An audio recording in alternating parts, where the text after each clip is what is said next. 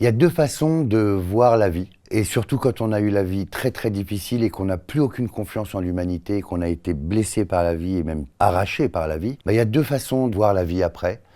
Soit comme ça, de ne plus voir l'humanité nulle part, tellement ils ont vu des choses affreuses et fait des choses affreuses. Et l'autre version, l'autre vision qui est celle de mon personnage, qui fait table rase de tout ça, qui n'oublie pas, mais qui pourtant fait comme si tout ça n'avait pas existé. We love cinema.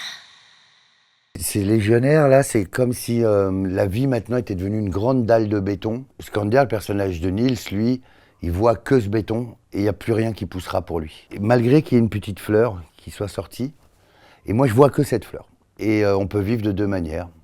En se disant, il y a trop de béton, c'est fini. Et l'autre qui se dit, bah, moi je vais vivre sur cette fleur et voir que cette fleur et m'y accrocher.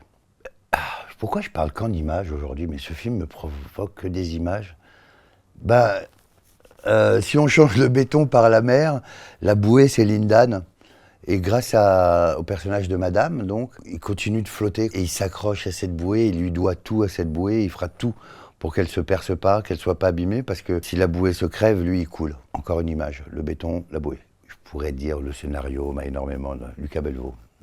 Le nom de Lucas Belvaux, quand il s'est affiché sur mon téléphone, avant de décrocher, je me disais, mais pourvu que c'est pour me proposer quelque chose. Moi qui viens d'un univers un peu plus burlesque et coloré, j'aime aller dans des films un peu plus sérieux et profonds, j'aime beaucoup ça, de plus en plus. Et dans les noms des gens, je rêvais même pas de tourner avec eux, parce que je dis, ils doivent même pas me regarder, moi je suis Ramzi de H. Il y avait Lucas Belvaux. Ils sont deux, trois comme ça, des noms, je me dis, alors ça c'est vraiment des mecs, s'ils m'appellent un jour. Mais j'ai croisé Lucas dans un escalier à Paris, je le connaissais pas, on s'est croisés, je l'ai reconnu bien entendu. On a échangé quelques mois avant et c'est quelques mois après que j'ai reçu un scénar. Alors c'est la première fois que j'ai un roman avant le scénario. Il m'a envoyé le scénario, il m'a envoyé le roman aussi. Et il m'a conseillé de lire le roman avant. Et effectivement, ça mâche 80% du travail d'acteur, j'ai l'impression, de comédien. Normalement, quand on attaque un film, on le bosse un peu chez soi, on prend des choses qu'on va ramener de soi. Et là, comme il y a le livre avant, eh ben, je suis venu avec une valise un peu plus légère, moi, parce que j'avais ce guide du Belvaux. Pas le guide du routard, mais le guide du Belvaux. Enfin, sur ce film-là, j'avais vraiment tous les tenants et les aboutissants, et même les choses un peu plus vaporeuses, plus subtiles, qu'on ne peut pas mettre dans un film. Résultat, je me suis énormément servi. Je crois que Niels aussi en a parlé. Ça nous a énormément aidé pour interpréter les rôles, et je crois qu'on a fait un peu gagner de temps à Lucas aussi. Le plus grand défi pour moi, c'était quoi ça? Mon plus grand défi, c'était de ne pas décevoir Lucas. On travaille avec des hommes différents, des réalisateurs et des hommes ou des femmes différentes. Ils sont tous différents. Chacun a sa spécificité, son caractère. Et Lucas, j'ai vite capté ce qu'il voulait faire. Lui, il avait écrit déjà un roman, et là, scénario, il sait exactement ce qu'il doit voir. Et ce qui était rassurant pour moi en tant que comédien, du coup, parce que je sais ce qu'il veut, je savais ce qu'il voulait. J'étais vraiment son légionnaire sur le film. Je voulais qu'il me rappelle après pour me proposer d'autres films encore. Alors, d'habitude, c'est moi qui fais le clown sur les plateaux, qui détend un peu le truc. Et étrangement, je vous assure que c'est vrai, c'est difficile à croire. C'est pas difficile à croire, c'est Lucas qui mettait la bonne ambiance entre les prises. Qui me dit, vas-y, tu peux déconner, là, vas-y. Et ça m'a fait beaucoup de bien, parce que j'étais pas dans un film où on dit, là, c'est tourmenté, je ferai le con quand je serai sur une comédie, où je ferai... Non, j'ai découvert ça chez Lucas, je croyais que c'était quelqu'un de très, très concentré et sérieux et précautionneux, qu'il l'est, mais il sait nous donner, quand on déconne, il ne nous regarde pas méchamment en faisant oh. Et ça, c'est génial. Le film est lourd quand on le voit, il est pesant, mais le tournage ne l'était pas du tout. Ah, mais je me retrouve beaucoup dans le personnage de Max, parce que on pourrait dire, il y a un pessimiste et un optimiste, et c'est l'optimiste des deux. Et quand vous verrez le film, l'optimiste, il faut le trouver, mais c'est quand même le plus optimiste des deux, et je suis comme ça, moi. J'essaye de toujours voir le verre à moitié plein et pas à moitié vide. Il se trouve que pour nos deux personnages, les verres sont totalement vides, même pas à moitié. Et je dis toujours, et c'est ce que je dis à mes enfants, c'est pas une phrase, tout le monde la connaît, on n'a qu'une seule vie. Et je crois que les gens, on oublie trop ça. Un jour qui est passé, c'est un jour perdu. Donc on va pas perdre celui de demain. Quand on en a perdu un, c'est déjà trop.